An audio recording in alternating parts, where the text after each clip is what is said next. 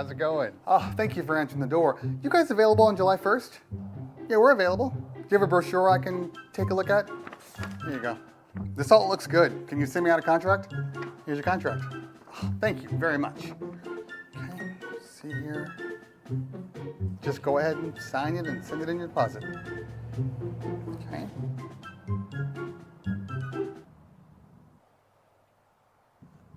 Are you gonna sign it?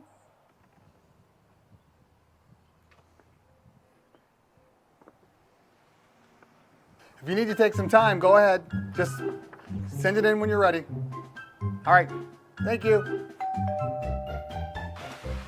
Hey, sorry I took a little while, but I'm finally ready to sign the contract. So if you can just send me. Yeah, we are no longer available for that date. You're not available? Sorry. Well, can you recommend another DJ? What is now it wants to work, Ross. Now it wants to work. Okay. What is going on, everybody? It is the Cleveland Terry Show. I have no I have no intro video. I don't know what happened to it, which is probably not a bad thing because it's not even my show anymore. So I have to change that. And I will.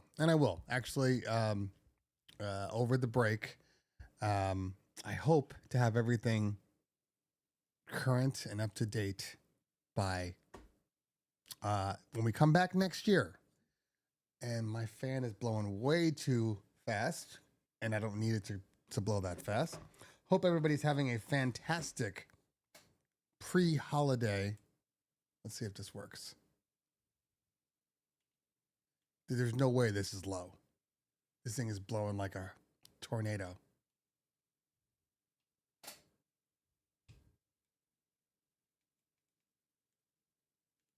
I think my battery might be dead. Okay. I'm going to manually turn it off real quick because I am.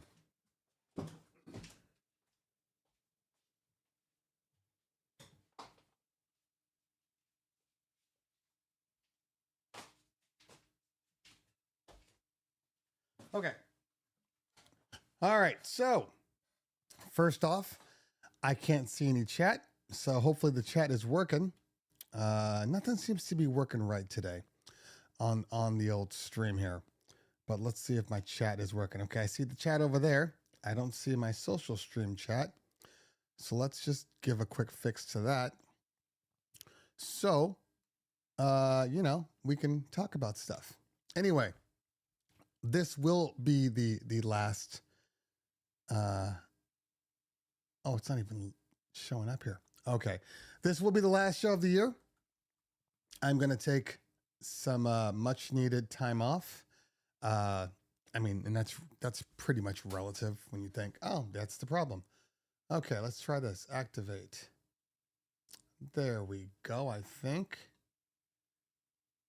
Sign in. Why are they asking me to sign in? Somebody send a quick text message for me. Just throw it up in the chat real quick. There we go. Okay. Thank you very much, people. Thank you. Now, like I said, last show of the year, and as I look back on this year, it's been a good year. You know what I mean? It's been a good year. We've had some great shows, some great people. Always great people that come to watch the show and enjoy the show.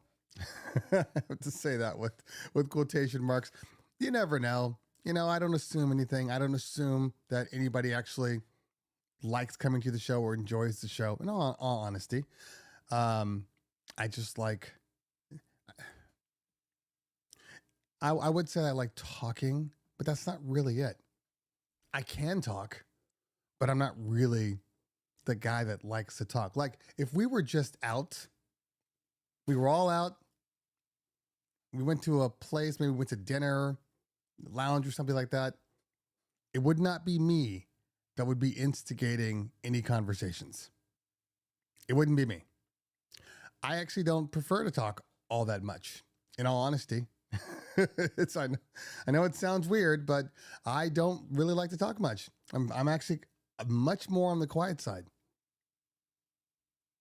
Everybody's got their thing. But, there are some things that I just, I guess, innately seem to be good at, and that's talking. I know, it's kind of weird, right? Why are you on social media if you don't like talking? Well, I don't know. It's a learned process. I remember when we all went to school, high school, whatever. And all of my friends were like,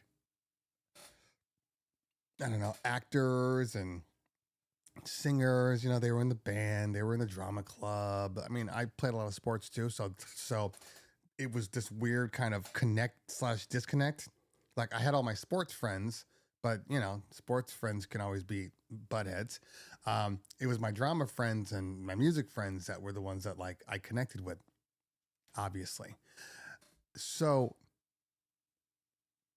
they were always so extroverted, my music and drama friends, anything and everything they were a part of. We're sitting on the quad, and they're like, "Hey, let's just perform this real quick. I need everybody's attention." And then they start performing.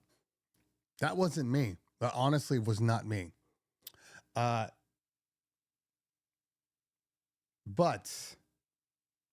you can learn.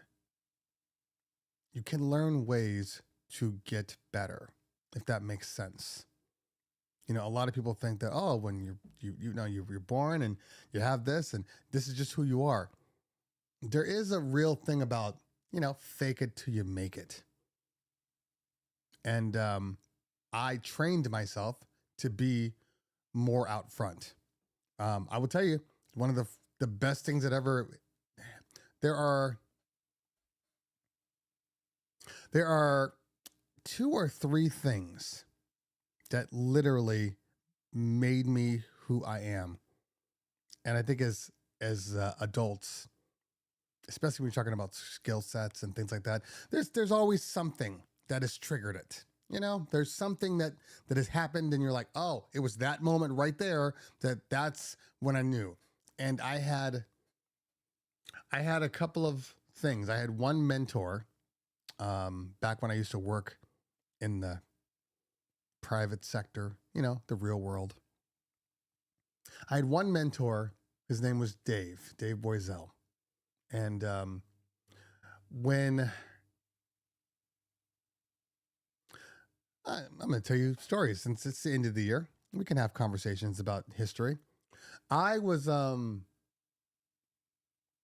I was younger, like 22, I've always had the fortune of just being really responsible. And no matter where I went, job related, I was always elevated in positions. Oh, it came in as like a, customer service rep. Wow, there's something about you special. You know what? We're going to make you a manager. We're going to make you this. We're going to make you that. So I've always had that. Okay. And that's not a flex or anything like that. That's just facts. There has never been a job that I've ever worked at that I wasn't in some sort of a managerial position. Okay. I don't know, got something in me that people like to see. So that was the first thing. Anyway, I'm in a management position working for a satellite company. And it just so happens that everybody dated everybody. Okay. Everybody did that. That wasn't a shocker. But my girlfriend, we got pregnant. And I was like, I don't know, 22 years old. And me being the responsible person was like, well, we're going to get married. We're going to do this. We're going to, make it happen. And one of my close friends was another one of the supervisors there. And everything was fine until it wasn't. Everything was fine until it wasn't. Everything was going. We were still working, and all of a sudden, one day I just get called into an office, and I'm terminated. Now, the reason why I was terminated and the pregnant person wasn't was because she was pregnant. All right. Now, this is well before, this whole position. She was a supervisor too. So it wasn't like I was dating like, a lower person. We were both on the same tier. But back then it wasn't like, oh, you flexed your power and that's why she had to blah, blah, blah. Okay. We weren't in that time period.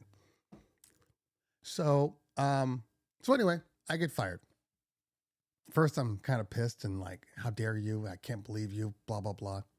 I got over that. So I start looking for another job. Do not ask me questions about gear when I'm breaking it down. Okay? That's my one rule. You can just hold off on throwing something out, because when I see stuff like that, it in the back of my head, I'm thinking, well, then they clearly don't want to, they don't really care what I have to say. And if you don't care what I have to say, then I always say, well, why are you here? This is the start of the show, so there's always some story time.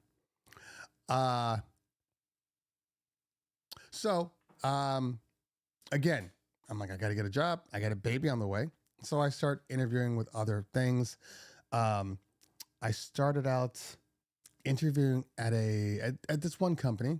This guy was really, really nice guy. And I interviewed for it, and he's like, you're overqualified. You're obviously good, but you're overqualified. Okay. I get it. So I leave. He goes, but I might have something for you, something else. I'm like, whatever. Anyway, a couple of months pass by. I get another phone call. Hey, so I'm the guy, I was referred to you from the guy you interviewed with. We have this client services position, where you're going to be doing basically revenue enhancement and client services marketing, reports, all the things that, an executive would do. I'm an account executive. And so I interviewed with this guy, and he was like, yep, you're perfect. Come on in. So I say all that old stuff to bring back where I am now. So during this time, I worked there for like 15 years. And I had a guy that I worked with. And, when you were in client services, there's usually like a junior client services person. And then there's like, the older one, the true account holder. Okay, so that was me. I was the junior at first. And when I would go out with him and we would do our presentations and things like that, the thing he would always say, he was always really good about like mentoring me and, correcting this and correcting that. Don't say this, don't say that. I noticed that you use this term. Don't use this term. For instance, refer back. Refer back is redundant. And a lot of people say refer back. You should not say refer back. You should say refer, because to refer is exactly going back. So that's stuck in my head. There's certain things that always stick in your head. Anyway, one of the things that he had said, we were doing this very large presentation for the city of Los Angeles. Okay. It was going to have the mayor was going to be there. I think even the governor came down. It was like these, forecasters from USC were there to give their projections, which is actually kind of funny as I think back now, because technically they were right, but they were off by like 2 decades. Anyway, so we're going through this presentation, and I'm saying, okay, I'm going to say all this. I'm going to say all this. I'm taking all these big words, and I'm going to say this and this. And he sits there and he goes, yeah, okay, it all sounds good, except you don't need to say these big words. Just talk to them like normal people. And he said, just realize this. they don't know who you are. They don't really know who you are.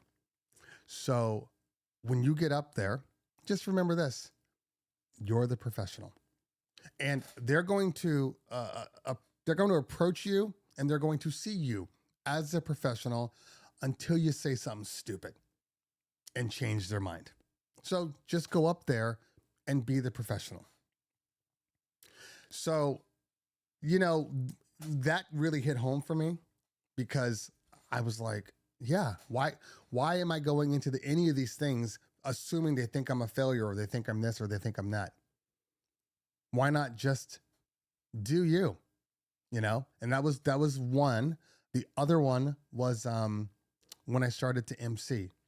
I was always a DJ, but I'd never really been on a microphone. And I was working for a bar mitzvah company, and they were like, "You'd be a great MC." I started out as a dancer, even though I could be a DJ, but I started out as a dancer. And that's a whole nother story. And so when we're getting trained on MCing, and there was a long process, of training. I ended up being one of the top MCs in LA. I was requested every day for like 10 years straight, every single weekend. That, and the last thing would be I had a band. I had a hip hop rock band. And yes, I produced all the music, but alongside that, I also was one of the front men. So we performed all the time. So I took three things. It took three things to make me whole. All right. The first one was this great mentor really leading me, getting me to feel comfortable in my own skin and my own presentation.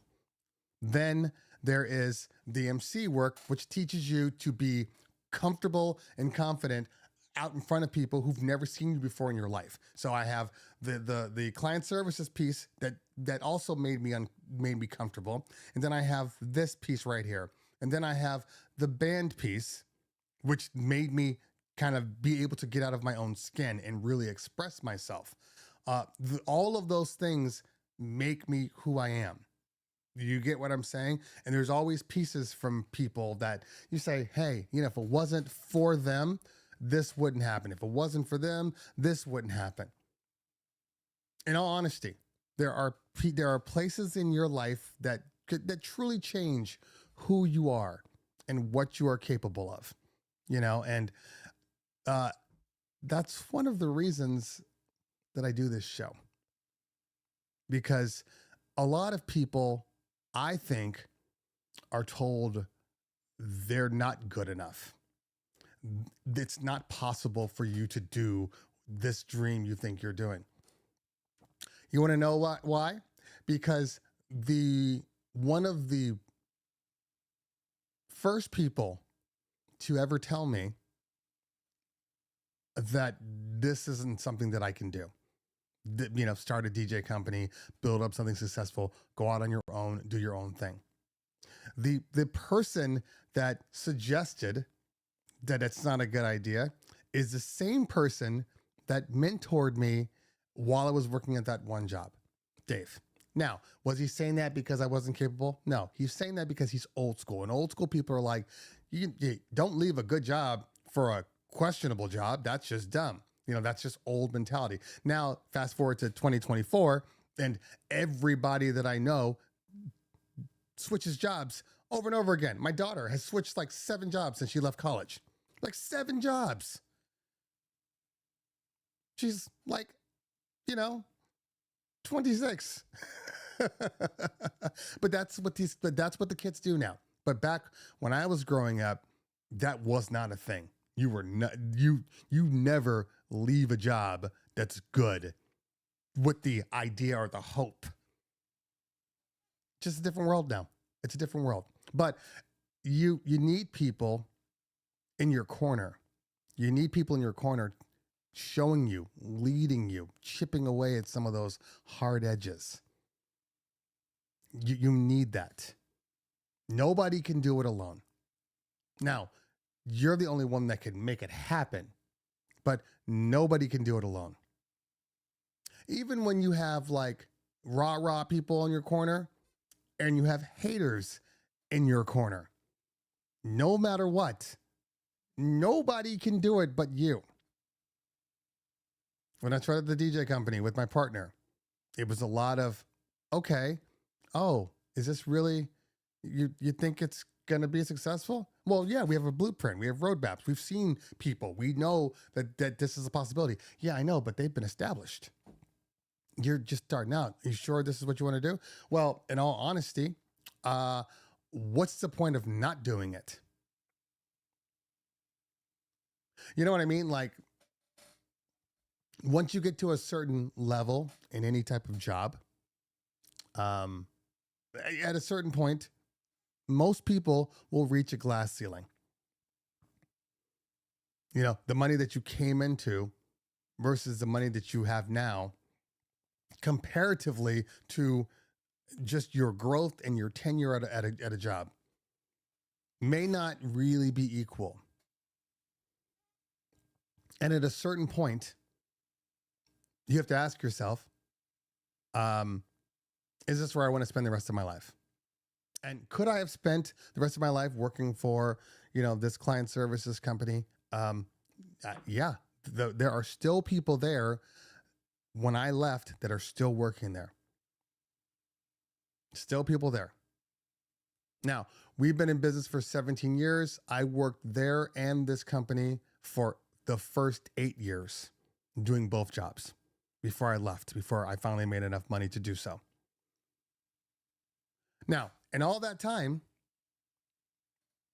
I could have been like, why am I doing all this work? Why am I busting my ass? I'm not making enough. I'm not making what I was making before. I'm going to take a pay cut for this. Why try? Because it's you.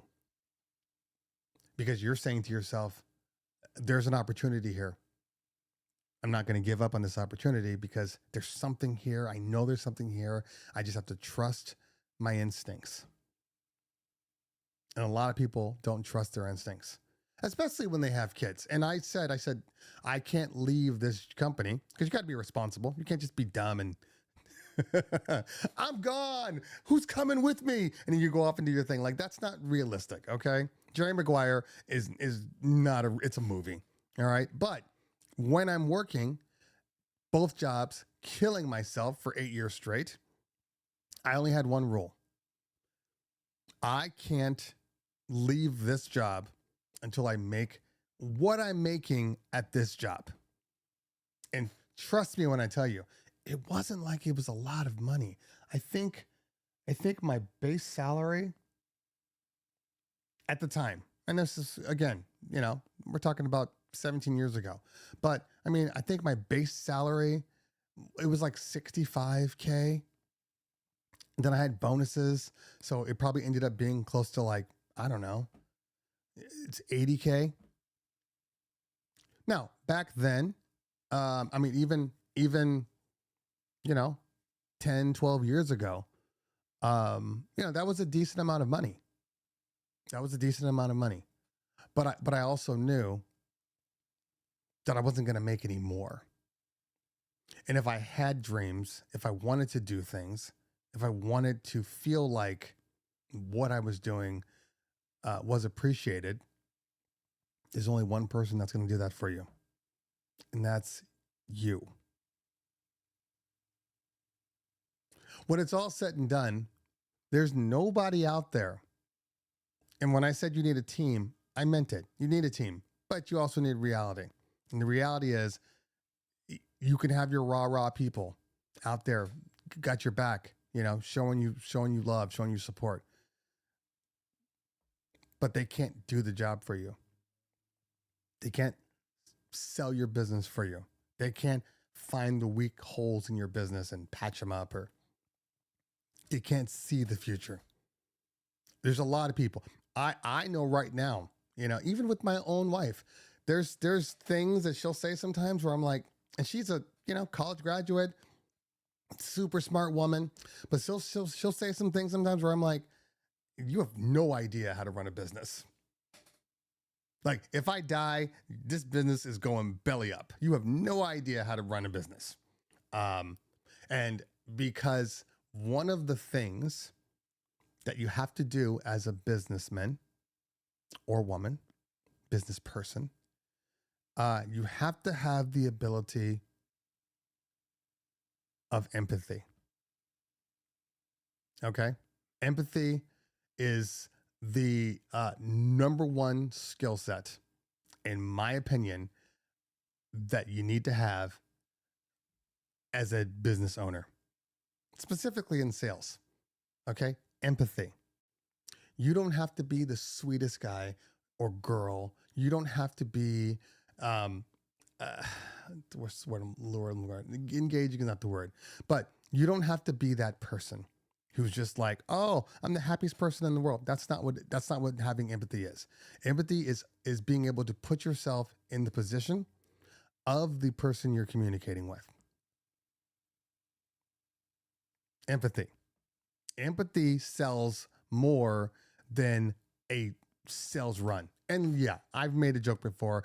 I know there are certain people that are like, how are you different from the other ones? And you're supposed to explain some bullshit ass comment that doesn't really matter at all because you don't know how you're different and you're just either lying on them or you're lying on yourself.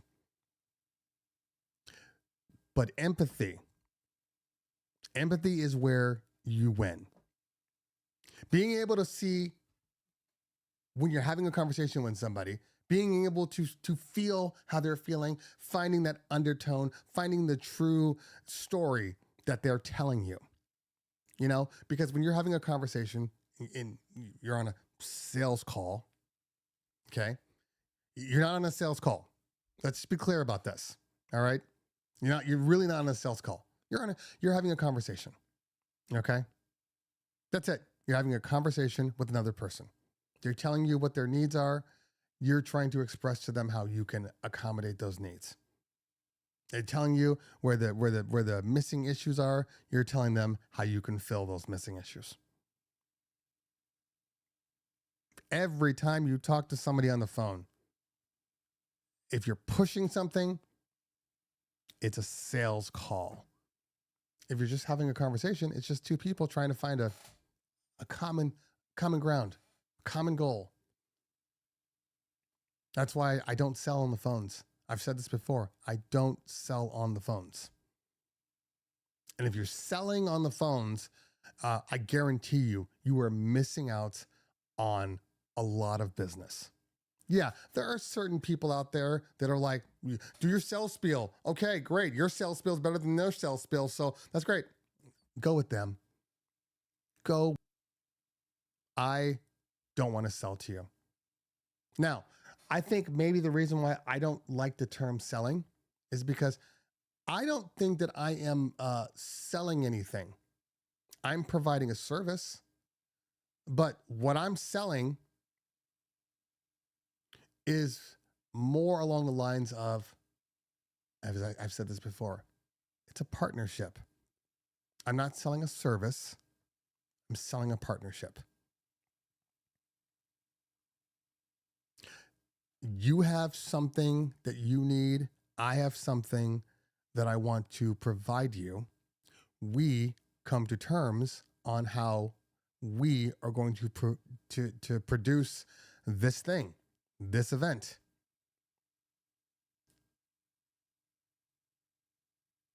But I never think I work for you. No, you've contracted a person that can provide you with the service. That doesn't mean I work for you. That doesn't mean you own me. You get it? You're providing a service. That's why when I'm, when a client is trying to get bossy, it probably froze for a minute. I saw there's an error on YouTube. So it probably froze. It's probably fine now. It takes a minute to recover from the error. So it should be fine now. Every so often I get this one little error pops up and then it goes away. Yeah, see, it's back. Basically I don't want to work for someone that thinks that they can just throw orders at me. That's not how I work. We're a team. We're a partnership.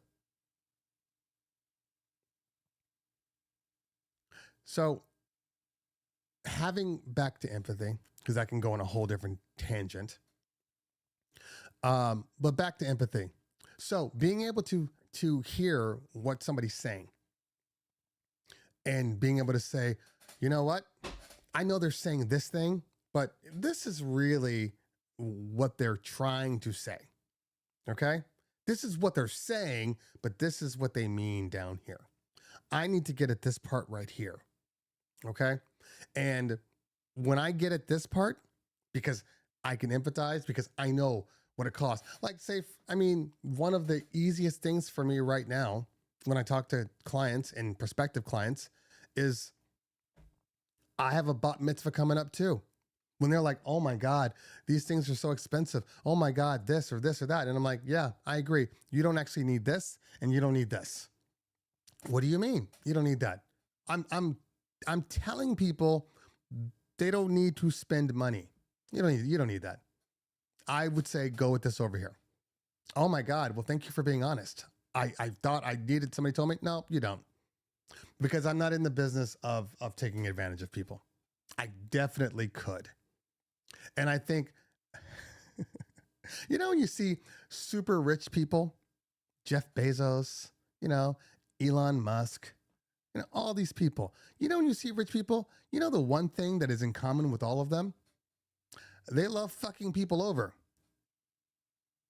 They will do whatever it takes to get as much money from you as possible. That's the difference between being successful and ultra successful. Okay? There's always a line where you're like, we're doing really, really good. I'm making really, really good money. This product is selling, blah, blah, blah.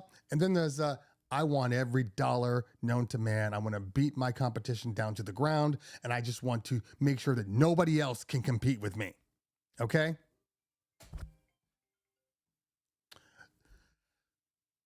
That's the difference between being successful and like those people. Those people had to screw a lot of people over to get where they are. I'm not in the business of screwing people over. That's just not my thing. You call it karma, call it some, heavenly force that prevents me from doing it, but I just can't take advantage of people like that. Now, we all do things here and there. We tweak things, we use certain terms to,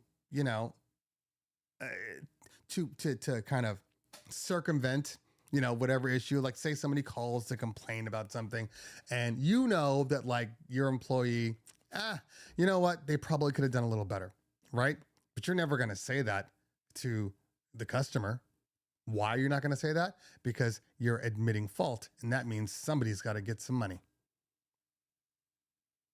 When things are in your contract that are like, they're kind of vague, that way you can adjust if something were to go wrong or if somebody were to call something out. That vagueness is keeping you legally safe. So yes, we all do it a little bit, okay? But to the degree that a Jeff Bezos, to a degree of an Elon Musk, to the degree of all these super successful people, they have literally stepped on necks to get to where they are. And I won't be that person. I don't need to be. Because we cannot see clients as numbers. We can't. And that's how they see people, as numbers. So when you're talking to people, give them what they need. I have one saying. I say this to all my clients. They're like, well, I want this and I want this and I want this. And what do you think about this? And I always say the same thing. I'm going to sell you what you need. You tell me what you want. That's what I've always used. I'm going to sell you what you need. You tell me what you want. Because those aren't the one and the same. I've had people that are like, I got, especially for bar mitzvahs. I've had party planners call me, hey, we have this bar mitzvah. It's 110 people. Okay, so it's super small. Yeah, and but we want 4 dancers and this and that. And I'm like, you don't need that. It's actually going to be overkill. You're gonna create an issue where it feels like we're running this whole thing and there's nobody else on the floor. We really want that though. Okay, you don't need it, but I will sell it to you. Now we're both on the same page. I haven't swindled anybody. I told them they didn't need it. They told me they wanted.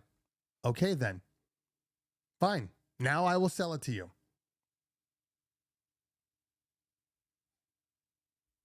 Everybody's different, but there is always an underlying factor, and the underlying factor is understanding. That's why I don't sell. I don't sell to clients. I understand clients. I understand people. You know, that's my strength. Empathy. Now, if you ask my wife, she'll say I have no empathy. And she, to a degree, she's correct, because my empathy is used all day when I'm on the phone with clients. By the time I'm done, I'm like, to each their own. We all have our faults. Nobody's perfect out there. I am absolutely not perfect by no stretch of the imagination. And I hope that I don't present myself as perfect, because nobody is. So that's what I'm here for. I'm here to help. I know it went a little long. I'm sorry if you guys had to hear that story, but stories are a thing. This is what we do here. It's the last show of the year, and it's a good time to reflect. You know, it's a good time to look back. And as I was on Tweak Music Tips yesterday with Mojax and Chauvet, you know, we were kind of talking about what we wanted to do for next year and all that stuff. And it's funny how things kind of align themselves, you know, because Mojax was like, yeah, I want to do some different things and I want to do this. And I'm like, yeah, me too. You know, I don't want to stop doing what I'm doing, but I want to do things that allow me to express myself more. And a lot of these things aren't going to necessarily work for the channel, but I don't just work for the channel. You know what I mean? I work for me. Like, legitimately, I work for me. Nobody's told me what to do. And in the last, I mean, when did I start this? I don't know, what, 7 years ago? That seem about right? Let's see. Maybe around there. The YouTube thing, like 7 years ago. I had to go with my gut. Now, of course, people kind of said, oh, you should think about doing this or whatever. I had different plans when I first started it. But trust me when I tell you, there were dozens of people that had an opinion on what I need to do to be successful and why your channel's not growing or what you need to do if you want to blah, blah, blah. I had so many people tell me these things. I didn't listen to any of them. Why? Why did I listen to any of them? I mean, I always listen to a certain degree. You should always be listening. Anything that anybody tells you, good or bad, critical, there's always some truth in there. Always. So you can gain nuggets from anything, from the worst parts, from the best parts. You can gain it all. So, but everybody thought they knew what was best for me. And, you know, they don't. I mean, not even, I would say, my wife knows what's best for me. Nobody knows what's best for you. Only you know what's best for you. Only you know what's going to make it work the way you need it to. Only you. There's not a single person. And you got to be able to go with your gut and follow your instincts. So I didn't listen to people for that reason, because they don't really know what's in my brain. They don't know really what I want to do. You'll get there, you know? And then things started to do a little better. And all of a sudden now, oh, wow, your channel's really, really growing. It's like, well, yeah, I know, because I see it. I see the flaws. Empathy. And there's one more thing That is my superpower. And everybody's got superpowers. This isn't flexing. Everybody's got superpowers. There are things that you are just really, really good at. Like my partner, Paris, he is the guy that in any situation, he can just start talking and just people gravitate to him. I never had that. That's not, because that's not my nature by default. But what I have is empathy and a very strong ability to be constructively critical of myself. I'm critical of everybody. I'm just going to be honest with you. I'm critical of everybody, but a lot of people are critical of everybody and not themselves. I can overanalyze the shit out of a lot of things, but specifically me. So I can see where the things I need to improve on, things why are you doing this and why are you doing this? And a lot of people will just ignore those things. I don't. So find your superpower. You know, for when we're coming up on this new year, figure out what it is that you want to do. It may not even be DJing. You might want to be an opera singer. I'm going to say this. I know for a fact there are a lot of DJs out there because I've started to meet them. I've started to hear them and see them. There's a lot of DJs out here that hate DJing. They hate DJing. It is clear to me that they hate DJing. But they're still doing it. They're still doing it. Don't know how. I don't know how you can hate DJing and then try to sell services to something that they hate. Pablo, you're right. At times it's not fun because it's work. Work can't always be fun. That's just a fact. You just have to move on and realize that.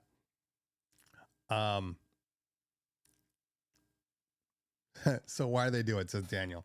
Danielle, I can't see the icon. Anyway, why do they do it? Well, because it fell in their lap. Because it's easy. You know, I think a lot of people that are working today are doing jobs that kind of fell in their laps. Oh, well, I can't leave now. I'm making too much money now.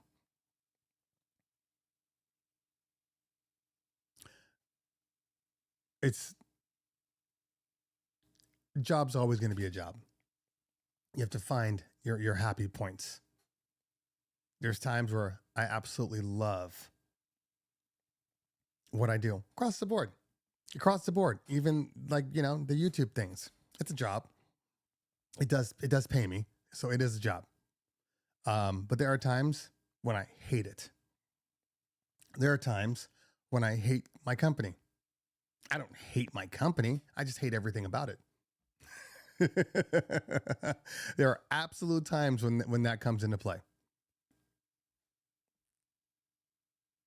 I mean, that's just the way it works, you know? But there are some people that fall into these positions, like maybe they were a DJ or whatever, and they were working for some guy, and next thing you know, somebody's like, hey, you want to do it on your own and come with me and blah, blah, blah. And they do it on their own and it blows up, and all of a sudden they're doing 300 parties, 400 parties a year, but they hate their job. I see it all over social media. I see it on Facebook. I see it in the member groups. They literally hate DJing. And it's obvious. And you can hear it too. You know how I knew when all DJs didn't really love DJing? And I'm going to give a larger picture, but in reality, it's very small. I knew that there were DJs that didn't love DJing when the pandemic happened. When the pandemic happened and all these DJs flocked online, whether Instagram, Twitch, Facebook, whatever, but all these DJs flocked online. I was one of them. But then there was a lot of DJs that wanted nothing to do with DJing. Wanted nothing to do with DJing for a year. And in some cases, a year and a half.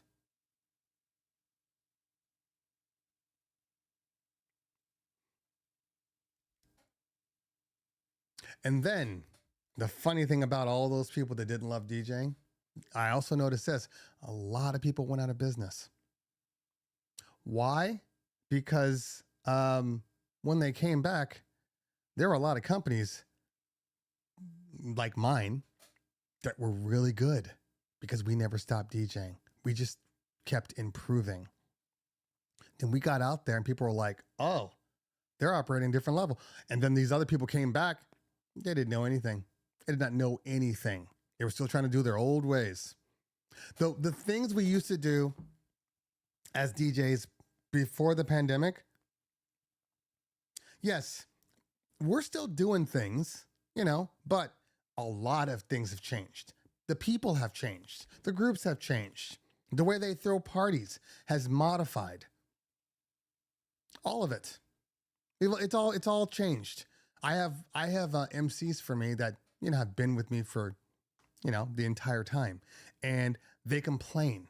Oh, these dancers aren't the same. These people aren't the same and blah, blah, blah. I'm like, no, they're not the same. Why would you expect them to be? People change. A pandemic will change you. A lot of people took the opportunity to retire. All these older party planners and venues, you know what? It's time. I'm just going to stop. So they retired. And then that opened the door for a lot of new people. And these new people have completely different ideas. So you have to roll with it. You have to roll with it. But a lot of people want to fight it. And now that's why they are the way they are. And I think a lot of people also, look, we're DJs, okay? If you're not a club DJ, and let me rephrase that. If you are not a touring DJ, you're not a Diplo or I don't know. I was going to scream some DJs, David Guetta, Fisher. If you're not like one of these guys, when you get to a club, they don't care who you are. They just want you to play the music right. And a lot of DJs, we got out of the pandemic. The music was changing before, but it really changed, especially hip hop related after the pandemic. And a lot of people are not staying with the music. They're not. They're just like, I don't really want to play that stuff. And then they start to complain and they're all over social media talking about how, do you guys really play this stuff? And music sucks now. And I hate being a DJ. Really? You hate being a DJ because music sucks now? Not all music sucks. Not all music sucks. And your job isn't to play music that just you like. If you're in a social setting, a standard nightclub, bar, private event, you're not playing for you, you're playing for them. Now, Mo Jackson and I, when we were talking yesterday, there was one thing that he had said, because I have said when I make videos, I make one video for me and then, 3 for you guys or them. And he said, that's not a bad idea even for DJs. And I don't know why it didn't even click until he said it. And I'm like, oh my God, you are absolutely right. That's how we should be DJing. That's how we should be DJing. And I think a lot of us do it unconsciously, but that's why. One song, one banger that is absolutely just for you, just to keep your energy levels up while you're playing. You're showing people new music, but it's wrapped in 2 other bangers that they already know. That's standard DJing 101. But I think that keeps you sane too. And it's funny because I see DJ Olden who said who said we learned this the first thing about DJing. It ain't about you. Now, I agree with you on this, but here's the thing. If you haven't noticed, as of lately, especially after the pandemic, there's a lot of people out there that are saying, I don't DJ anything I don't like to DJ. If I don't like it, I don't play it. When I do clubs, I play music I want to hear, and you should never do that. You should always play only music you want to hear. I'm like, yeah, that's great. Again, if they came to see you. You get it? If they came to see you and you're the reason that they're at that spot, you play whatever the hell you want.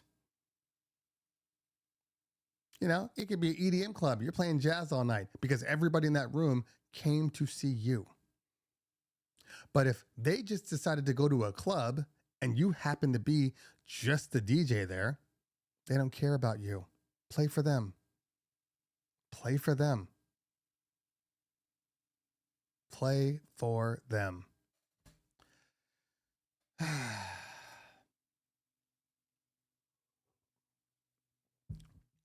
Wow, that was a long intro.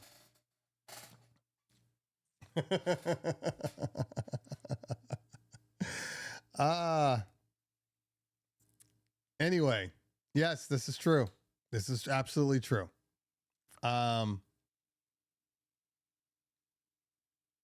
Yeah, I mean, look, I'm it's story time, so everything gets expanded a little bit. I mean, I think we know this because of this little guy called Andre 3000. Andre's got a new album. Oh my God, we got to go download it. Okay. Oh, that flute's banging. All right, when's the verse come in? When's the verse come in? Where is the damn verse?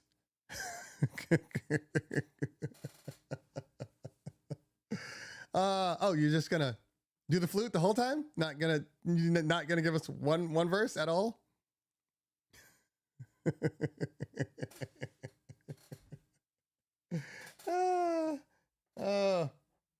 I would say something right now about a comedian that I saw. He's one of my favorite comedians. His name's he only has like one album. I think it's David Mesker.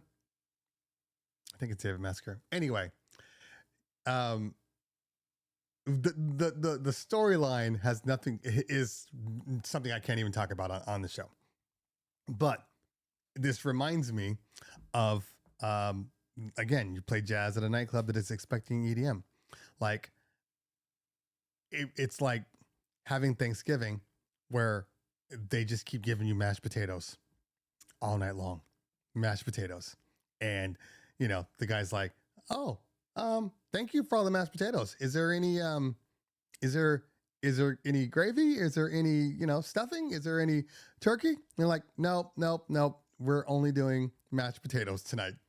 And it's like, "You have a problem with that?" He's like, "No, I don't have a problem with it. I love mashed potatoes, but I thought we were going to get a little turkey." Now I'm not even doing that justice because the storyline, the plot point of that is so extreme. I can't even say the joke. But if you ever get a chance, listen to the album. Okay. Anyway, thank you very much. Nice thing about being a bit. Yeah. Yes. So you're in your bedroom. So you're going to play what you like. Absolutely. Play what you like in your bedroom. But also, once you find your vibe, I think you can play whatever the hell you want.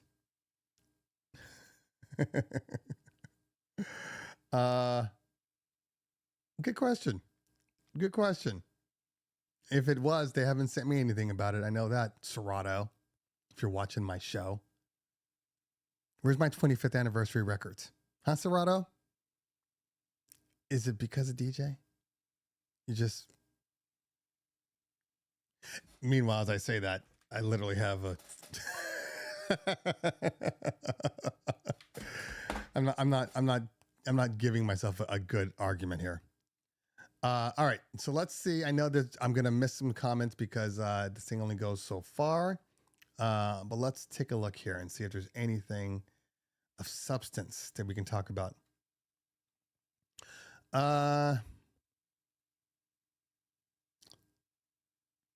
I'd love to know your opinion on jerks who undercut so they can get laid. I hope we're still talking about DJing.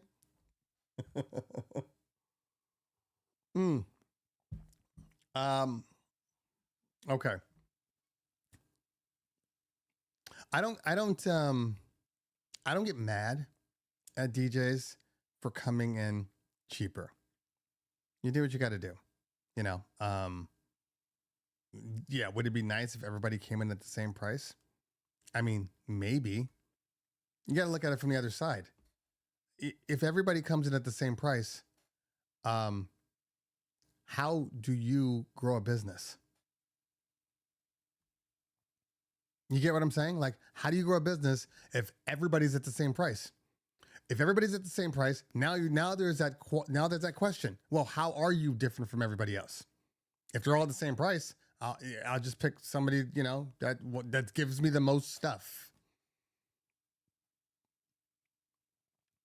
If you're all the same price, I'll just choose a DJ that doesn't give me a headache. You know what I mean? But even when we started, we came in lower than the competition. And they were pissed. They were like, hey, if you can just, you know, we don't mind you go on off on your own, but you got to raise your rates. Why? Well, because they're coming to us and saying, well, I can get the same quality for, you know, $500 cheaper. And I'm like, this is business. This is business. We can't expect to grow unless we come in at a lower price point. So I don't necessarily get mad at DJs when they go to a nightclub and they're like, hey, I know you pay this person this, you can pay me, you know, 200. Let me show you the quality I am, and then you can pay me the regular rates. That's the other side of this. Not just I will work every single party for $100, 4 hours at a nightclub. That's crazy. That's insane. But if you're like, you never seen me before, you pay me 100. I'll do the first hour. I'll do the last hour. And then after you see how good I am, then you pay me what you pay everybody else. I'm not opposed to that at all. Oh, thank you very much. This is my kids' dance company. It's the 6. All right.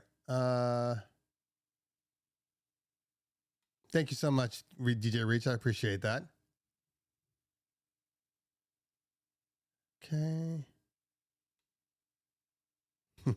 This is facts.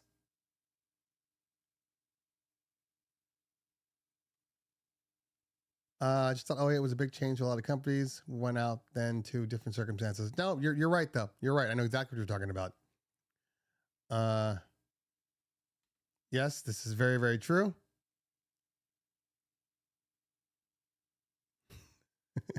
This is true also. Okay, I saw now. See, now I want to go back to that one question about the hardware, and it's gone. I'm trying to find it, but I think it's gone. So please, now you can post your question about the gear. Now is the time. You got 2 minutes. I'm kidding. But now is the time. Okay, let's see here.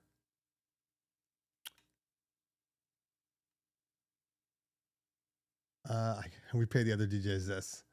Yeah, I mean, look, and again, those are people trying to take advantage of you. You know, I get it. You know, sometimes you do. And look, I mean, to me, a nightclub is not really about getting paid all the big bucks. I like getting paid larger dollars. Don't get it twisted. But I don't DJ nightclubs because I'm trying to, like, you know, make a name, or I'm all of a sudden, you know, touring all these nightclubs. I don't do that. I do nightclubs because I enjoy doing them. My real money, I'm making whether or not I'm doing this nightclub or not. My real money I'm making whether or not I work on a Saturday night or I don't. So it's just for fun. It's just for fun. And that's how we all should be DJing. Okay, let's see here. Daniel Peterson says,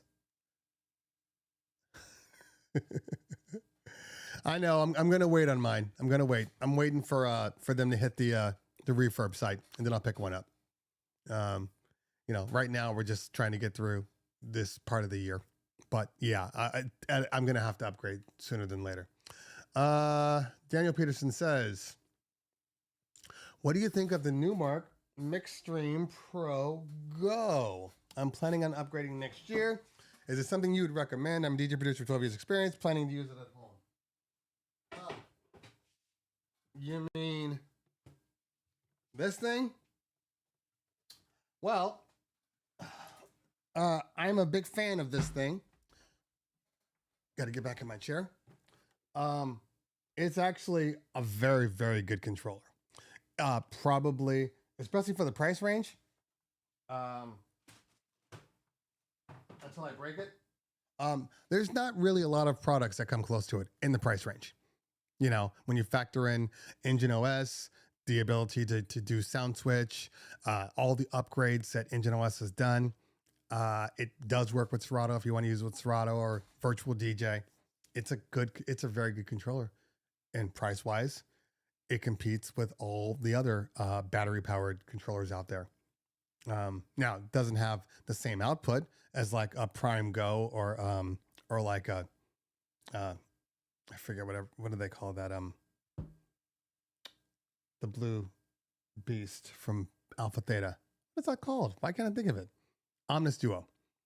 So yeah, I mean, it's out there.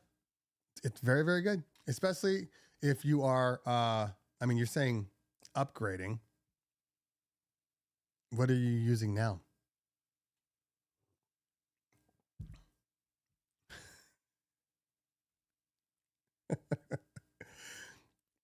When I think of your name, I'm thinking it's better that you pay for it than just kind of take it.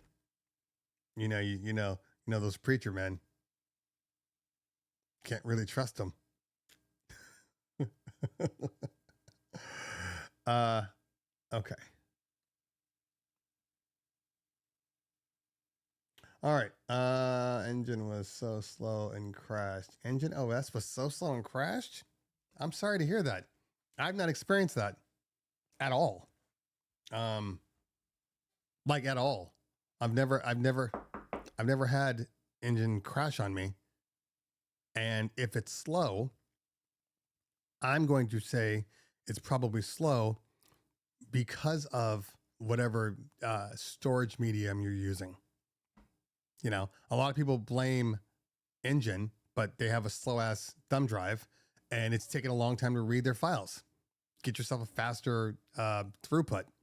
But who knows? But yeah, it hasn't crashed on me. I don't know. Sounds weird. I know. I use the Mixstream Go all the time. It's never felt slow. The Mixstream feels just like the Denon Prime Go speed, just like the Prime 4 speed, and they're all sitting around here right now. In fact, I did a comparison between the Omnis Duo, the Prime Go, and the Mixstream Pro Go. And speed wise, they were all pretty similar. Yeah, it took the Mixstream Go a little longer to boot up, but as far as loading songs and switching between them, I never had that issue. So I don't know what to tell you. Trust me, in this room right now, there's at least 4 Engine OS products, and slowness has never been the thing that I was like, something's wrong with this thing. But again, to each their own. Now, if you're coming from a 707 and you've been using a computer, it's going to be a little slower when you're using an all-in-one versus a computer. This is true. The processors are faster in your computer than they are in the all-in-one. But,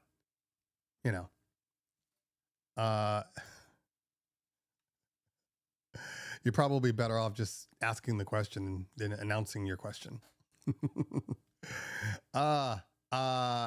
So let's see here.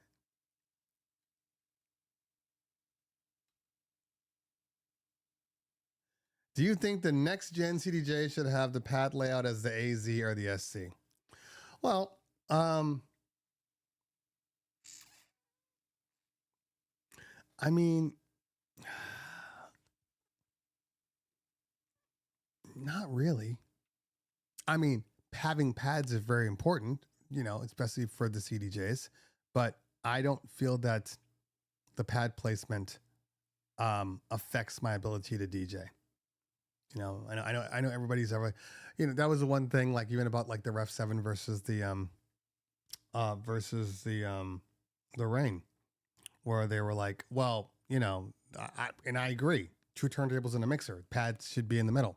That's fine. But if the pads are underneath, it's not the end of the world. I can DJ the same if the pads are underneath or if the pads are in the middle. The only thing I don't want is shared pads like the S9. And for whatever reason, every time I go to a damn club, they got a damn S9 in there. It is quite hard to do stems when you got to change both pad modes. That's very, very annoying. Okay. Let's see here.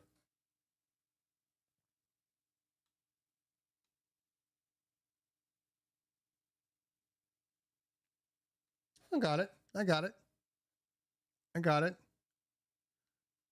All right. How is your crossfader on the Pro Go? I'm having issues with mine not fully closing, sometimes when completely. Okay. The crossfader is not the same quality. I mean, it's better. It's better than the Denon Prime Go. But yeah, that crossfader is not the most amazing crossfader. Not even close. But it gets the job done. I haven't experienced any bleeding. I mean, maybe once or twice, but I believe there's a setting in there that you can change the crossfader input. If it's bleeding, maybe you have it too sharp, to the number. You would need to increase that a little bit.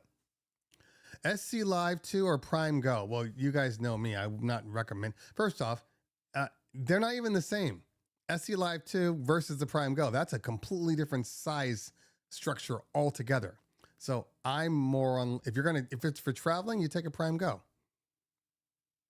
But I wouldn't take an SC Live 2 for traveling. That device is too big, in my opinion. Upfaders are trash too. Yes. Look, at certain price points, there's certain things you're going to sacrifice.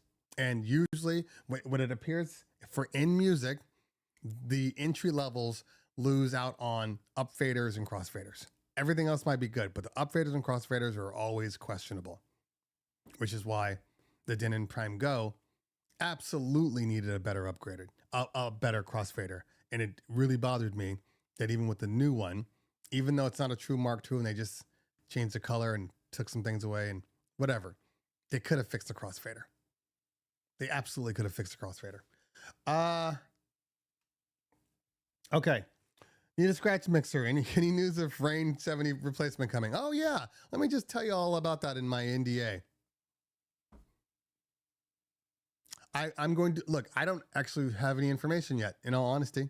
So this isn't even a lie or me, circumventing the truth. I don't know right now. And the reason why is because, look, anytime NAMMs are on the corner, these companies hold things from us. And they won't even tell us about them until like January 10th. Because NAMM's on the 24th this year.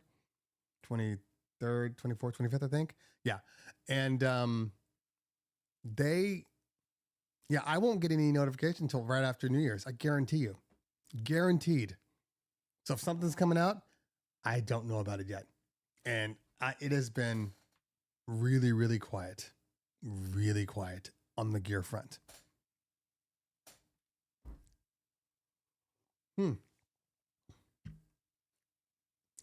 Okay.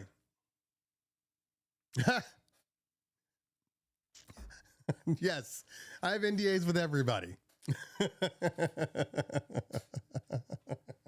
First time here, Red? First time? Welcome, if it is your first time here. I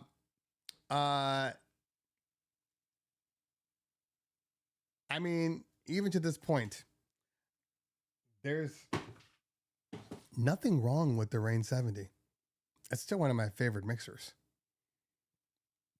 There's not really a lot that the Rain 70 even needs.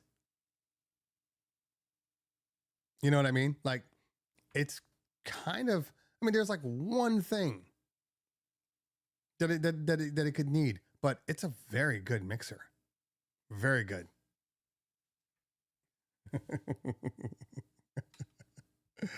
Well, who knows? Who knows? I think this year will be the year of big controllers only adding stems buttons. Okay. Okay.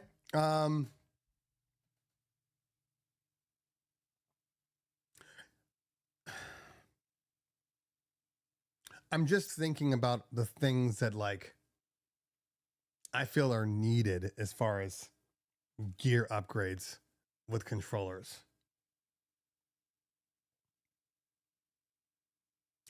I mean, I don't think okay, so in my mind, Rain definitely needs a 2-channel version of the Performer.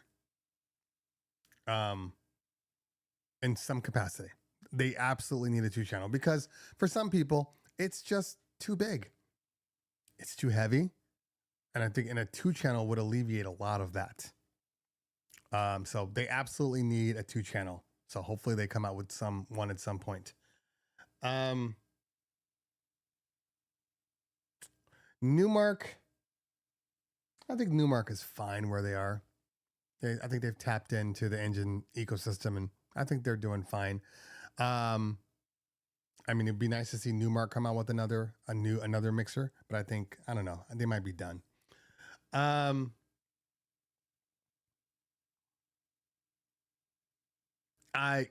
not sure what's going on with Denon in music.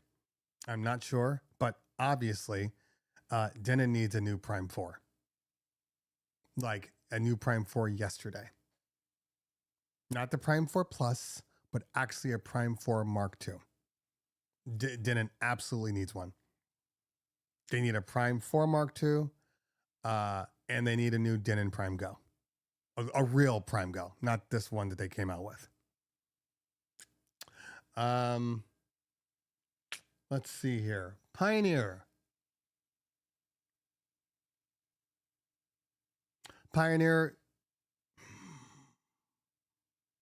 They probably need a new S9. I don't think the S7, although we wanted it to be the S9, I think it's just missing a couple of things that the S9 users just absolutely loved. So I think we need a new mixer underneath the S11. The S11 needs a Mark II. I don't think it needs a full-on redesign. It needs a Mark II. It needs a Mark II that can allow us to make adjustments to the touchscreen. That allows us to customize it. You can't do it with this one. There's no way. There's not enough memory in there. I think it's funny. As I'm looking around, I'm literally looking at gear. Like what can be upgraded?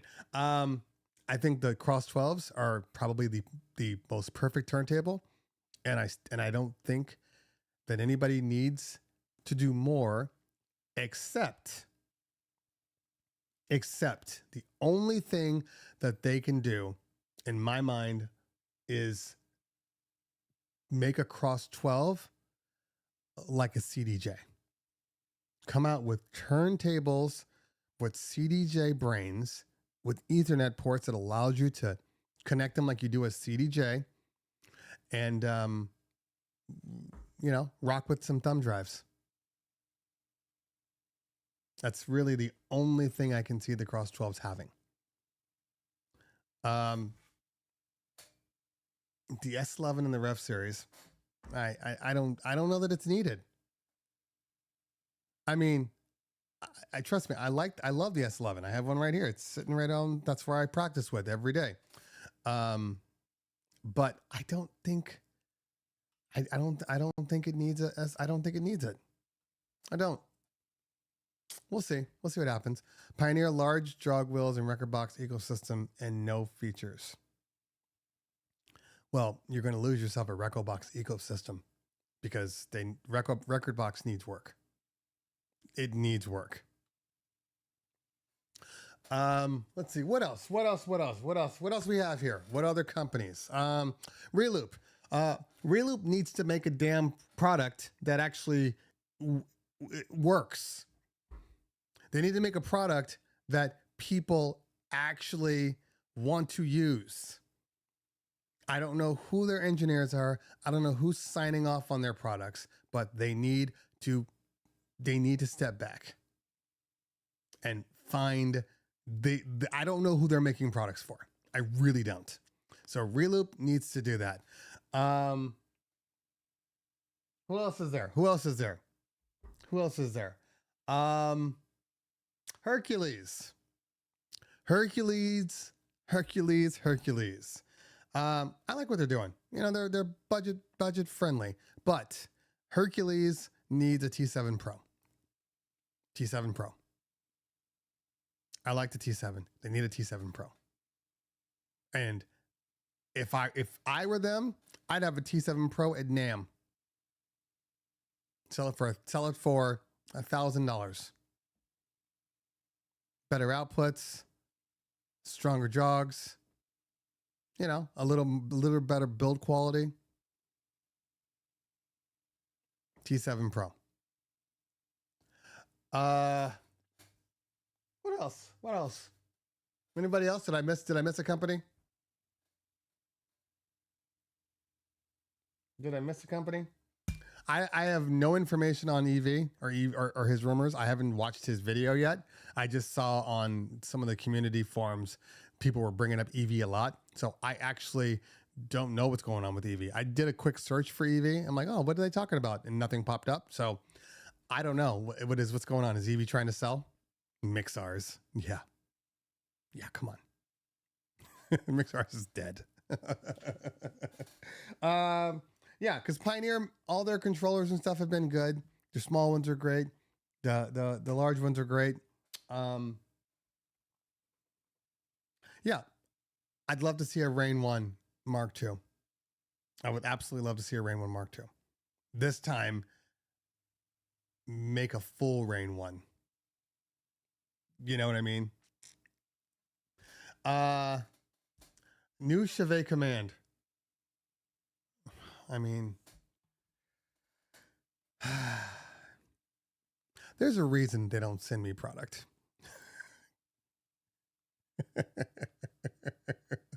There's a reason why they don't send me product.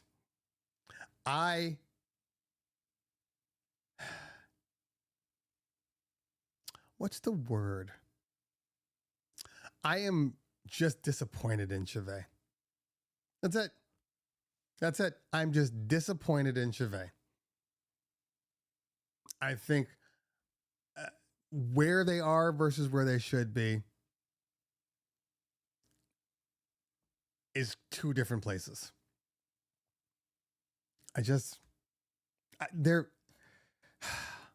It would be nice if they just didn't follow their own playbook. If they would get away from the playbook. I've been saying this for years, and everybody's like, no, well, yeah, what kind of? Chauvet's like, no, we don't do that. It's the same damn playbook every time. Hey, here's a new light. That's really cool. I like that light. Well, what does it do? Oh, it does everything. Oh, sweet. I'm going to buy it. Hey, by the way, you said it did everything. Well, it does. Yeah, but it doesn't do UV. Oh, no, it doesn't do UV. It only does RGB. Oh, well, okay. And it only has this. Oh, yeah, it only does that. Okay. Well, I guess it's fine. 6 months later. Hey, look, there's a new one. And guess what? It now does UV. Oh, it does UV now? Well, I mean, that's the one I got to get. Let me grab that one. Hey, 6 months later, we got a new one. It comes in white, and it also does hex. You know, it does white, UV, amber, RGB. It does it all now. Well, why didn't you just sell that one in the first place? Why didn't you sell that one in the first place? That's the one that I wanted. And now I've bought 3 different iterations of your gear, and it finally gets to the point where I want it, and now I don't even want to buy it anymore. Because you guys have screwed me over and over again. Gig bar. First gig bar. Weak. Actually, no, the first gig bar was just the washes. That's probably still, that one's fine. But gig bar move, first one, weak. Second one, better. What did we complain about? What did we complain about? We said, hey, first gig bar move, it needs to be more powerful. Those movers are trash. We need stronger movers. Okay, here's another one, stronger movers. Okay, it's much better, but still, it would be great if we could just have like dedicated movers. We don't even want all this stuff. Why do you keep putting this stuff in here? We keep telling you we don't want it. We don't want derbies. We don't want crappy ass lasers. We just want washes and movers. Oh, well, you didn't say that. Yes, we did. We've been saying it since you came out with them little pocket lasers. We don't want this crap. And then now they finally came out with their dedicated mover that you can daisy chain together and have multiple movers. Great. At this point, I don't want to buy it. People have been asking about it. Are you going to review this product? Maybe. But I'm just annoyed. I'm annoyed that it took, 4 iterations to finally get to the one that people have been asking for the whole time.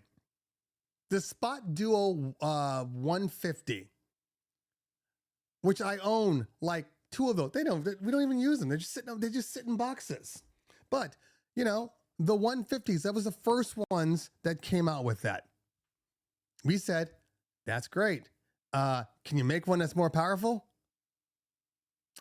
The Spot Duo 150 came out like, I want to say 10, 12 years ago.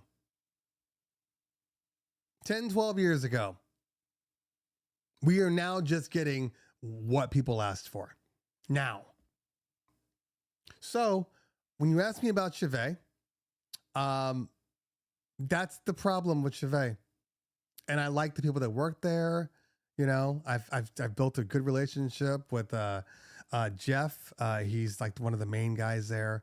But even he knows that, in the Command ILS was the perfect example. The Command ILS they came out with on the surface looks amazing. On the surface. Then you start messing with it and you're like, it's limited. It needs this, it needs that. Why can't I do that? Oh, we just got to upgrade the firmware. Okay, upgrade the firmware. Okay, how do I do it? Oh, well, you just have to do a series of 42 commands and then you can get to what you want. I mean, it is called Command ILS. You want the commands. There's just 42 of them. Why is it so hard to turn Prism on? In Command? Why is it so hard? Why do I have to go into settings to turn on Prism? That should be a function on the first page. Why do I have to update a mover in order for it to be able to do follow spot? I'm going through this thing like, why isn't my mover working? Because I have a lot of Chauvet products. Now, remember, I own, not given, not delivered. I own several Chauvet products. So I'm talking about this out of love. You know what I'm saying? So why would you make anything ILS where ILS doesn't even know that there are 2 movers? I had to update my firmware to be able to have it run follow spot. Why would I need to do that? I don't have to do that with any other DMX controller. Why just for this one? You know, and every time they update, they don't even really tell you. They don't tell you when they update the firmware. You got to like search for it. Go down in the deep, the dark web to find it. And there are no videos. There are really no videos from Chauvet that tells you how to do it, how to get to it. It's insane how strong they are and how very little they provide to us. All right. Okay. Hold on. I'll be right back. I just have to check a message real quick.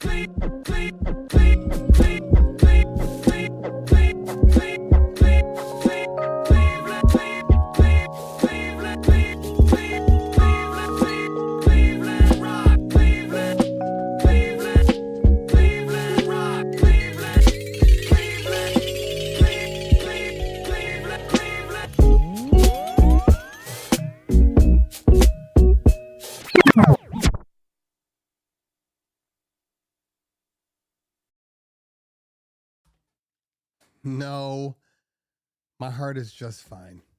My heart is full. This is why I exercise. I exercise so I can keep my heart rate normal. Okay. So this question. Not really. I'm just going to be honest with you. They say you can, you really can't. I mean, what you can do is extremely limited. It's limited. It is, you know, I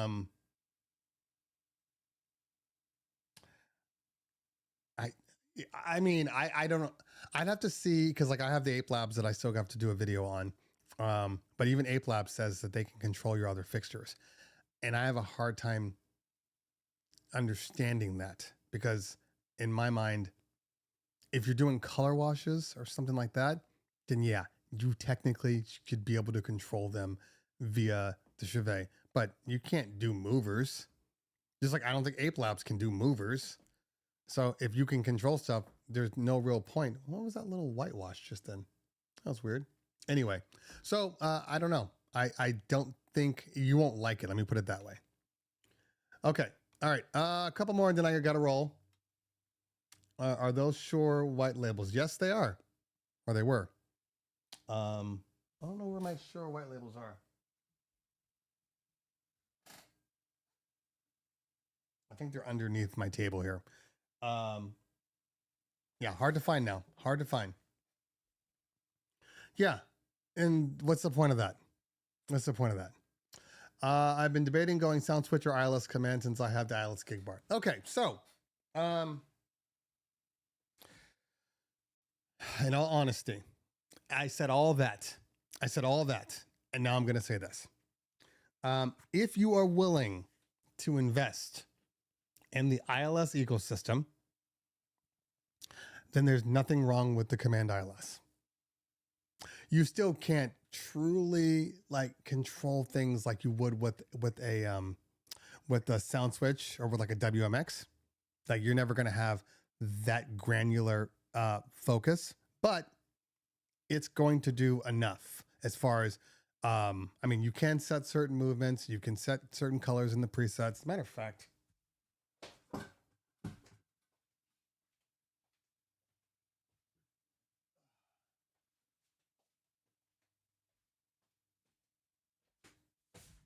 ugh. As a matter of fact, oh, there is one thing that has got to be the dumbest thing that Chauvet ever did. Let me take this off. The dumbest thing that they ever did.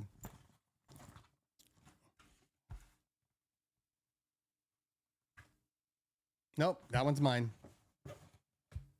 I may not even have it in here. Hold on. Okay.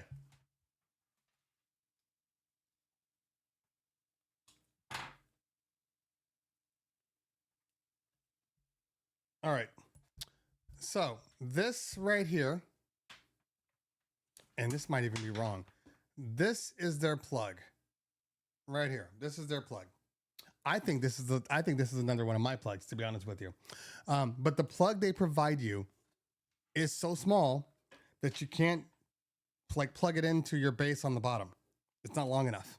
It's not long enough. That should have been the first sign that they were just trying to screw you. But besides that, I do like that it's USB-C.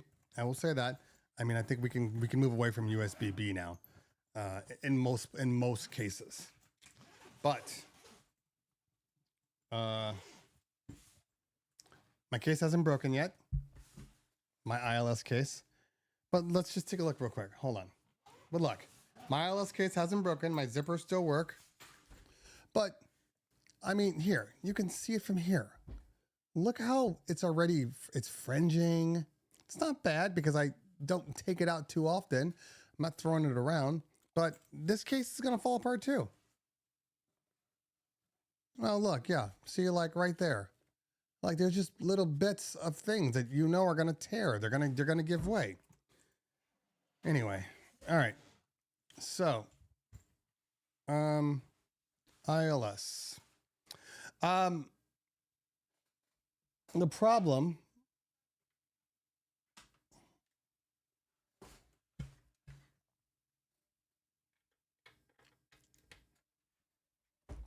not that it matters much. But here's the thing. Hold on, we're not on.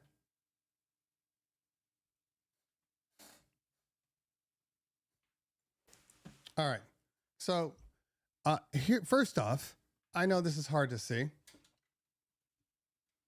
Oh, look, my screws are getting loose.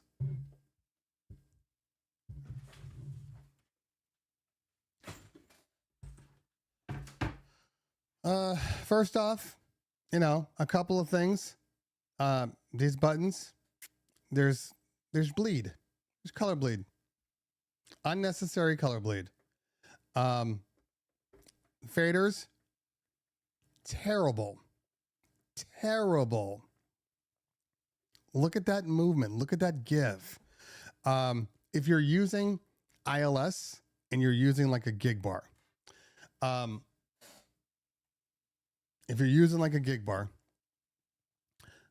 basically this entire thing is for your gig bar. Because remember, the gig bar has a moving head, they have pars, they have laser, they have strobe, they have derby. So essentially what you're doing is you are telling this thing to run programs, specific programs. All right. Strobe. Okay. We go to the speed. Let's take off blackout. And then you can go to the speed. You're not going to be able to see this, but then if you switch your patterns, you can do all of these things, right?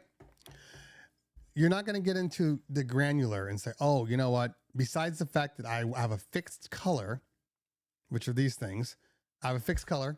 You're not going to be able to really go granular. But back to the moving heads.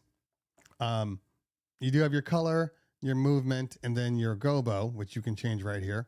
It's all very convenient, but you can't turn on Prism without going into settings, going down to Prism, turning it on, and then getting out. That's way too many buttons just to get into Prism. Too many buttons, too many movements here. I think on the last update though, they did fix it to where at least the prisms stayed on. The follow spot, kind of silly, you know, and if you want to have like a light end up in the same spot, you have to make a preset for it. Like you can't just manually, let me just put the slide over here real quick. That doesn't exist.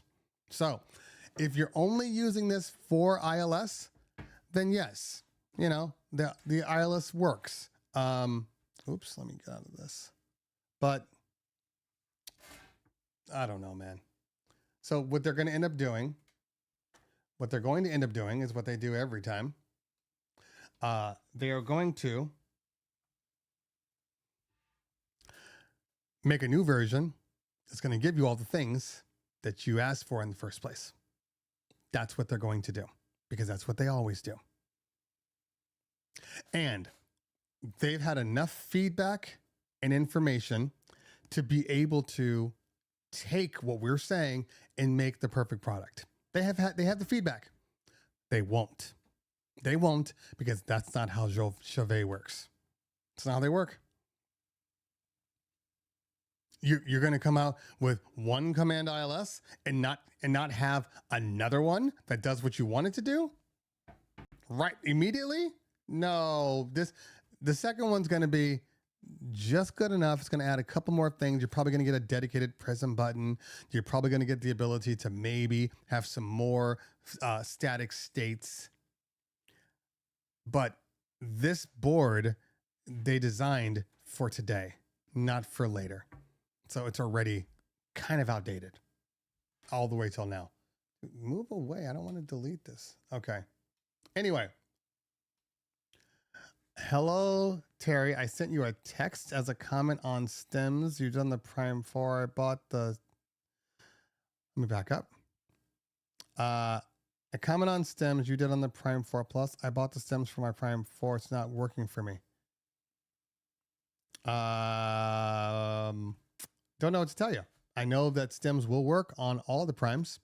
So chances are you probably just didn't activate something.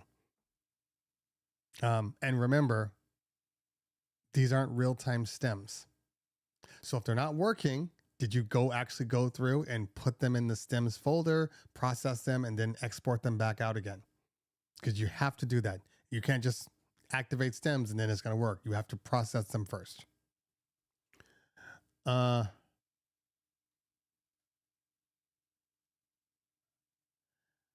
Evolve 75 M's, huh? Well, I mean, that's great. That's great. I guess. I mean, look, without even like saying anything, because I don't have any real information. I don't have an NDA with EV or anything. But I will say this. When I spoke to the manufacturer EV months ago, and we were talking about their, you know, the Evolve 50s and stuff, and I'm just like, look, man, I'm going to be honest with you. They don't work for me. They don't work for me. Yeah, you're going to probably have to go to their forum. There is an engine forum because I don't know. And I don't personally have the time to be troubleshooting this week or next week. So I would go there first and put that in there. Their 50s, I don't understand the hype. I don't understand the hype. Never have. It's very, very weird to me. The way these people argue how good they are. And I'm like, they just sound okay to me. Okay at best. So when I did talk to the manufacturing, I'm like, hey man, I know people swear by the 50s, but you need something. Every single column array company. I don't know. I mean, it could be anything. It could be, you know, your engine software on your computer, because you need it on your computer in order for the stems to work.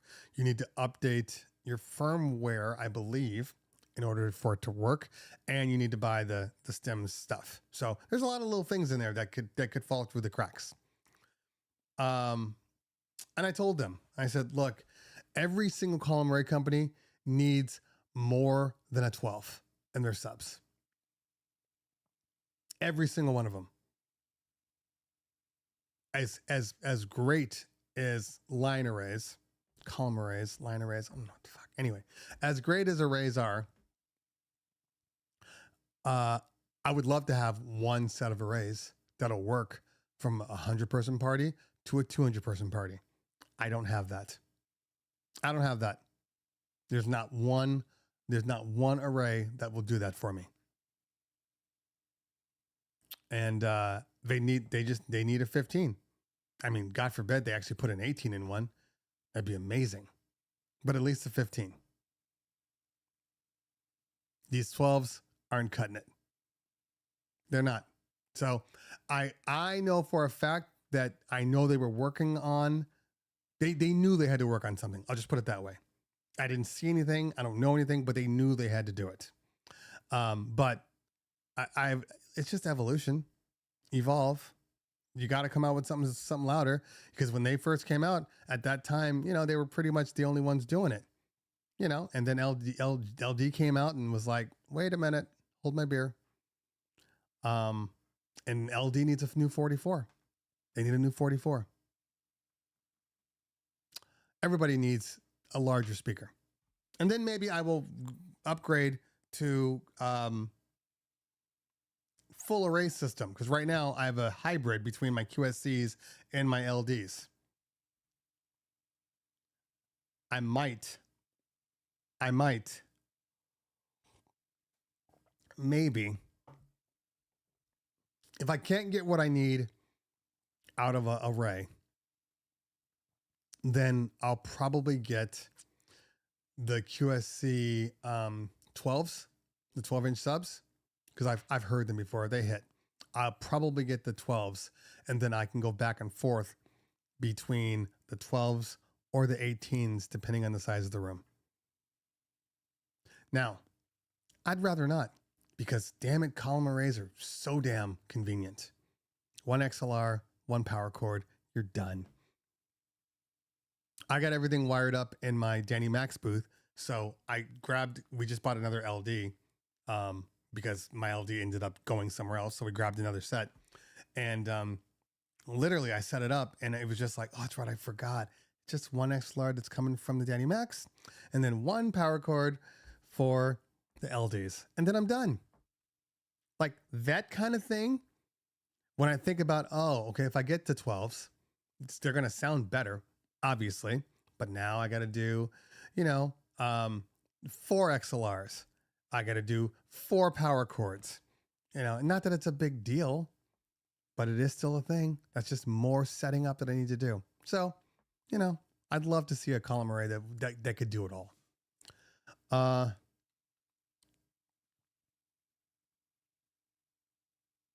gotcha. That makes sense. Yeah. And as they should be. And I'm sure at a certain point, I will get them to test, and then I will let you know how they sound at a certain point. But they have to be much better, because I just haven't been impressed by the Evolve 50s. The sound, both the highs, the mids, and the lows. I'm just like, they're average at best. But that's a me thing. To each their own.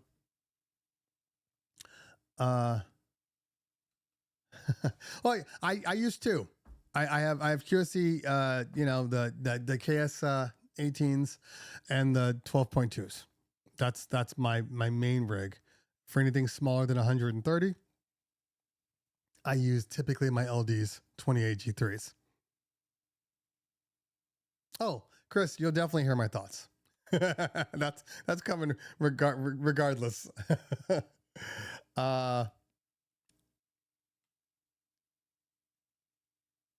Yeah, I don't have a problem with that. That's just, I don't know. First off, in all honesty, everybody's different.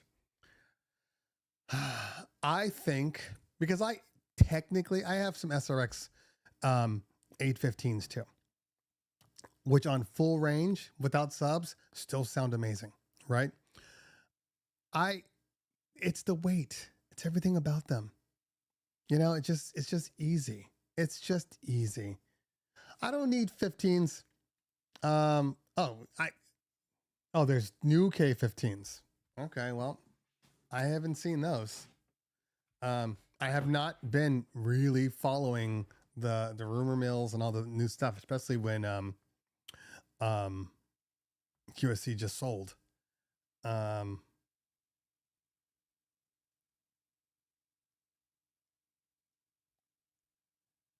on.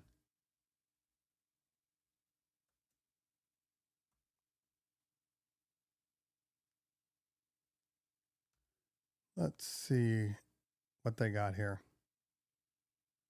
If there is a 15.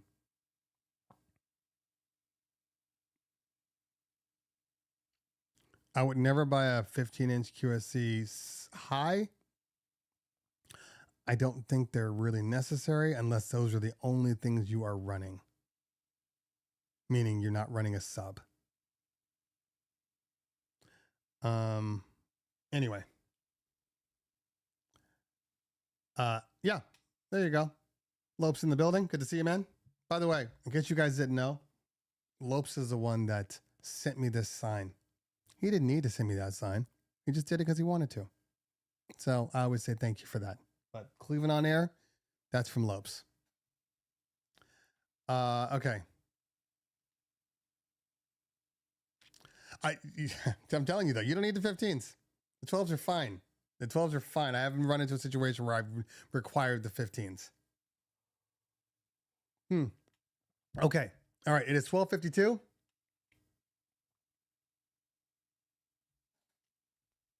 Sometimes it's good to go a little later. I started a little later. I end a little later. But I do believe, let's see, 1:30, 1 o'clock, 2:15. I need to be able to get to the gym before I have to go to this 6th holiday party. I think I'm going to call her early. Anyway, so today is the final day. Final day. Final day. And then you won't see, you'll see me on Instagram. You may see me on TikTok, but you'll at least see me on Instagram. If you're not following me on Instagram, make sure you do. That's just Cleveland Terry with an underscore. Make sure you follow me. I'm finally down. Every time I think I have a moment, they're like, hey, new LED wall, new this, new that. So I finally have a little time to work on some stuff. So my DJ video will go out. I want it out before the new year anyway, because I have a lot of things to say. Having an amazing Christmas. I will have an amazing Christmas, but I will also have an amazing Hanukkah because that's what we celebrate in my house. So yes.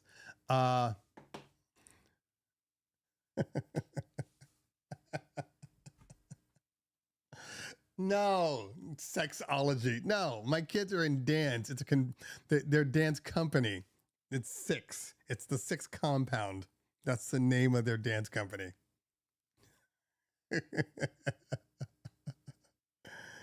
I get it. I get it. All right. So, I don't know. I have, not me personally. This is the first year in I don't know, 10 years that I haven't had a New Year's Eve party. Now, unfortunately, this is the first time that I haven't had a New Year's Eve party in 10 years, but Hanukkah falls over New Year's. I hate when it does this. We had one Hanukkah that was legitimately during Thanksgiving. That was weird. That was really weird. But Hanukkah is over Christmas, which is good because then it doesn't feel like the kids are, I got all my stuff now. There's nothing going on and it's Christmas. Going through into New Year's is weird. So we're going to be at a Hanukkah party on New Year's, which I don't necessarily want to be at, but it is what it is. So, I don't know if you guys have New Year's parties. I have one so far, and I already have a DJ assigned to it. So, because I just didn't want to work. I just didn't want to work this New Year's. Wanted to stay home. I've been working. And I'm done. Oh, so for everybody else, hopefully you guys have a great New Year's. When we come back, some new things that you will see. Well, some new things you'll see. I got a big birthday coming up on the 18th. If you guys are in LA and you're not working on the 18th, come out to Westlake Village.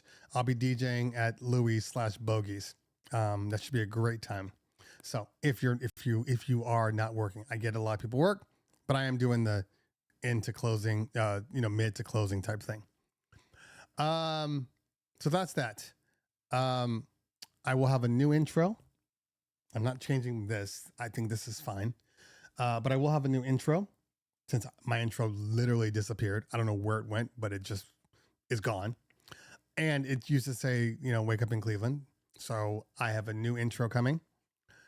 What else do I have? And I have some new videos that are going to be different. Different to a certain extent, but different. Still DJ related, still music related, but different. And we'll go from there. And then we'll see how it goes. But I will always have this show. I will be back on Thursday, supposedly Thursday the 2nd. It might end up being the 9th, though. We'll see what happens. We'll see how I feel. I might want to extend it for 2 weeks. There you go, Keith. I'm down with that. But besides that, guys, if you guys have New Year's parties, have great New Year's parties. Have fun. Dress up, please. Please dress up. That's very, very important. There's nothing worse than seeing a DJ in a damn old ass polo shirt. Dress up, put a suit jacket on if you're DJing at a holiday party. Do the right thing. But besides that, have great parties. I will see you guys next year where I'm turning 50. All right, y'all. We'll see you soon. Have a great day. Enjoy your weekend. Have great parties. Peace out.